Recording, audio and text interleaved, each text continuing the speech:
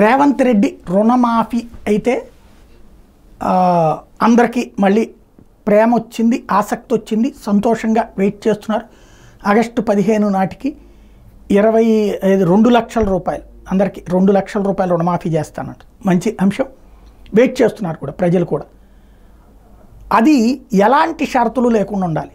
ఏదో 5 ఎకరాల లోపు వాళ్ళకే, అందులో కూడా సోన్సో వాళ్ళకే అన్నటువంటిది ప్రచారం జరుగుతుంది. అవన్నీ కమిటీ చూసుకుంటుంది అంటున్నారు.